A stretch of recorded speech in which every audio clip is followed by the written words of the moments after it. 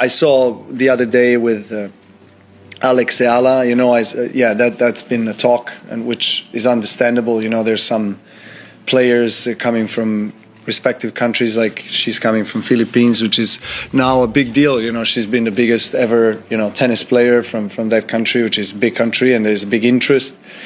So things like that happen. I mean, it's you could argue that it was, maybe a poor schedule, and maybe they could schedule him on a bigger court. Yes, but again, she's so young and she's just coming through. So, and obviously the first couple rounds, the schedule is so packed. The big courts with big names, it's difficult. It's not easy to manage that. But again, it's a good problem to have, to be honest. This was definitely one of the bigger Filipino turnouts. Also New York was huge. It was tough because it also depends what court you're on, that you feel the noise and things. I would say the top two so far have been Melbourne and New York. Aryna Sabalenka just seen Alex Eala totally destroy her reputation as the biggest star at the Australian Open. Half-empty stadiums watch the defending champion play flawless tennis as 5,000 spectators swarm court 6 to watch a Filipino qualifier who is 20 years old. The world music #1 has been officially overtaken by Eala's viewership, merchandise sales, and internet buzz. Oh, you believe Alex Eala's popularity surges actual star power? Or is it merely transient hype created by the support of the Filipino community? The hierarchy just fell apart. Please share your honest opinion here. Since the extent of this disturbance is truly unprecedented in contemporary tennis, let's determine exactly what transpired in Melbourne. The 20-year-old Filipino Alex Eala, who was not in the top 100, attracted more attention, crowd excitement, and media coverage than world #1 and defending Australian Open winner Aryna Sabalenka. That isn't a prejudiced interpretation or an exaggeration. Based on viewership statistics, social media indicators, and attendance numbers, that is the verified fact. She played an incredible match, and I tried my very best. I was fighting till the very last point. I had my opportunities. Feels like I missed a couple, but it's tennis, Today you're a loser, tomorrow you're a winner, so hopefully I'll be more of a winner this season than a loser. So hoping right now and praying. Thank you. On center courts with ideal scheduling and premium television slots, Sabalenka plays tennis at the championship level.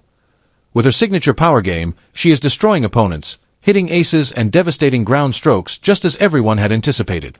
Additionally, she is performing in front of dispersed audiences who may see empty seats in the stands. Eala is playing on outer courts, which are tiny arenas used for early round games. The crowds there are so large that security had to be stepped up because spectators are scaling fences and garbage cans in an attempt to gain a view. The precise figures are simply astounding. Over 5,000 spectators turned up while I was scheduled for court 6, which can accommodate about 1,500 people, according to tournament directors. Not all of them fit. The facility was overrun by them.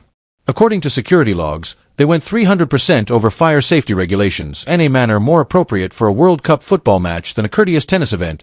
People were physically hanging from music, fences, and yelling encouragement. This is where Sabalenka's situation really becomes awkward.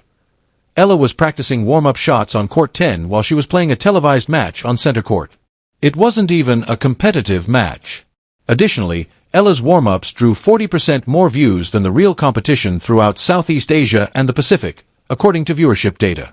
Go over that again. More people watched the practice drills than the match between the reigning champions.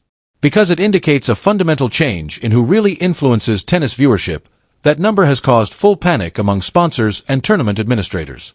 It's not the player with the greatest ranking or the best results. It's the player who emotionally connects with a wide range of people who had no interest in tennis before. Fans and the media are treating these two players quite differently. When Sabalenka attends news conferences, she is questioned about her fan base rather than her performance. Reporters are not asking her follow-up questions about the Filipino phenomena taking place on the outside courts 50 yards away, while she is providing technically flawless responses about her game. That must have disastrous psychological effects. You are the greatest person in the world. The defending champion is you. It's the best tennis you've ever played. Additionally, You are being handled as a supporting character in another person's narrative. In real time, the queen is observing the crown disappear. Furthermore, since this isn't about tennis quality, there is nothing she can do about it has to do with cultural ties. The grounds of Melbourne Park have undergone changes. Flags from dozens of nations are typically seen strewn across the audience at Grand Slams. It's a sea of red, blue, and yellow this year. There are Filipino flags everywhere. The PA system on nearby courts is drowned out by the loud yelling.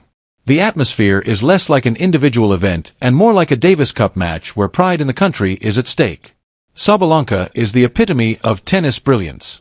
She is a physical wonder who plays with brutal efficiency, but from a fan's point of view, she is also a little aloof.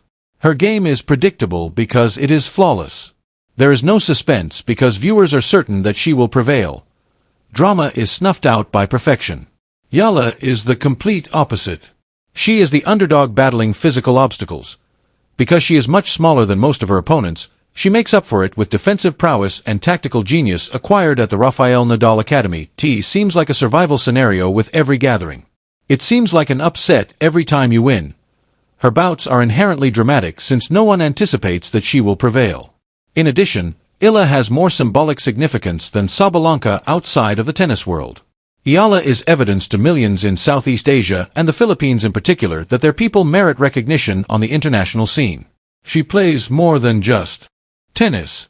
She serves as a cultural ambassador, proving that you can compete with the best tennis players in a developing country with no tennis infrastructure. Sabalenka competes for rankings and awards. Eala battles for pride in the country and representation. The popularity scales have drastically shifted due to this emotional divide. A Sabalenka ace is greeted with courteous applause. People cry when they see an Eala winner. The emotional commitment is very distinct. Particularly noteworthy is the moniker given to the period that has developed around Eala. Fans began using it as a hashtag and social media trend to commemorate her matches. However, it has grown into something more significant. It is now officially acknowledged that Philippine music tennis has made a permanent appearance on the international scene. Prior to Eala, Southeast Asian athletes occasionally participated in important tournaments before going missing. The moniker implies that things are different now. This is the start of long-term success rather than a passing fad that frightens established tennis powers in America and Europe, since it represents a change in the sport's demographics. The whole financial paradigm of professional tennis shifts if EILA sets off the same cultural boom that Serena Williams or Tiger Woods brought about for black sportsmen in tennis or golf, respectively. Markets open up. There are new sponsors. The balance of power moves to Asia. The financial ramifications are already apparent. According to reports, Wilson, Adidas, and Nike are competing for Eala's sponsorship. They understand that signing her involves more than simply one player. It's about gaining access to a whole region of the world, music, that wasn't previously involved with tennis. Gaining access to the Filipino market and larger Southeast Asian populations has enormous potential financial benefits. Sabalenka, meanwhile, has already secured endorsement contracts. Although she is financially secure, she is witnessing firms give a lower-ranked player more money because that player possesses something that she does not. Cultural influence that goes beyond athletics. Eala's game's tactical development is particularly noteworthy since it demonstrates that this is more than just nationalism-based hype. In fact, she is talented enough to merit the attention. Her serve, which was a vulnerability when she was a teenager, is now a genuine weapon. Similar to how Rafael Nadal crushed opponents with his serve patterns, she employs her left-handed slice serve to pull opponents wide and create angles. The largest benefit, nevertheless, is mental. Eala recently dropped the opening set in a match against an American opponent who was ranked higher. Her previous self would have lost in straight sets and mentally imploded music. Instead, she composed herself, fueled a comeback with the support of the audience, and prevailed in 3 sets. What distinguishes players with potential from those who truly succeed at the highest level is their mental toughness. When the crowds get angry, Sabalenka struggles. In interviews, she has acknowledged that negative energy has an impact on her performance. Chaos is what EA thrives on. She performs better in front of a larger audience. That is an intangible benefit that no coaching nor training can duplicate. It provides her a weapon that rankings don't capture and is based on personality. Melbourne's economic benefit has been estimated to be over $15 million in extra tourism-related income over the course of 2 weeks. To see Eala play, fans are traveling from Singapore, Jakarta, Hong Kong, and other parts of Southeast Asia. In general, they are not attending the tournament. They are especially targeting her. That is what it means to be a cultural phenomenon as opposed to merely a sports narrative. The news out of Manila is even more shocking. The capital's traffic stops when Eala is performing. The level of corporate productivity falls to zero. In order to project the match for pupils, professors cancel classes. During Manny Pacquiao's heyday as a boxer, the Philippines showed the same degree of passion. In contrast to basketball or boxing, tennis has no cultural roots in the Philippines. The strength of EA's symbolic significance is demonstrated by the fact that she is producing this reaction for a foreign sport. Sabalenka must be thinking about all of this and wondering how, in a tournament that she is winning, she become insignificant. She is outperforming Eala at tennis. Her outcomes are better. She has a higher ranking. Furthermore, popularity isn't based on who plays better, thus none of it counts. It ultimately comes down to who emotionally engages audiences. Particularly cruel was the news conference event where reporters questioned Sabalenka about Eala's fanbase rather than her own performance. You could see the displeasure in her professional response and smile. Nobody is interested since they are all fixated on the Filipino qualifier competing on outside courts, even though she is there to talk about her route to another championship. It's difficult to recover from such psychological setback. It compels you to face the fact that being the best player does not equate to being the most significant player. Tennis talent has little bearing on star power. Eala now possesses it, although Sabalenka does not. It's important to compare this to earlier cultural changes in tennis. Serena Williams introduced enormous new viewers to the sport when she first appeared. Maria Sharapova's rise to fame opened up Russian markets and popularized tennis among younger audiences. The tennis industry's entire economic strategy shifted to cater to Asian markets when Li Na won Grand Slam titles for China. That same kind of change seems to be being sparked by Eala, but specifically for Southeast Asia and the Filipino diaspora around the world. Now that Eala has built-in fan following, they will appear wherever there are Filipino communities and create environments similar to what we witnessed in Melbourne. That gives her a competitive edge for the duration of her career. Whether this surge is long-lasting or merely a brief spike driven by novelty is the question. According to the Era, fans think the term is permanent. Major sponsors' funding indicates that businesses think it will last.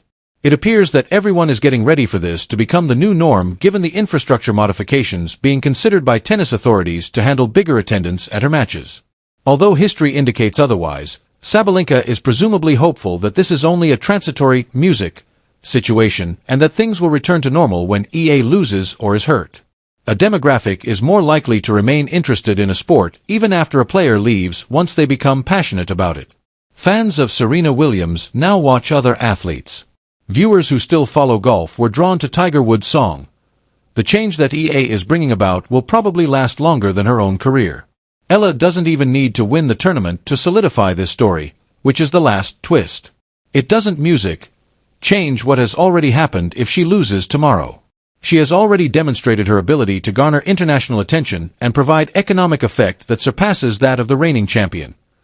There is no way to reverse that lasting change in the tennis hierarchy. Sabalenka could win the trophy. She might give her resume another impressive addition. However, Eala leaves with the knowledge that she can stop the world.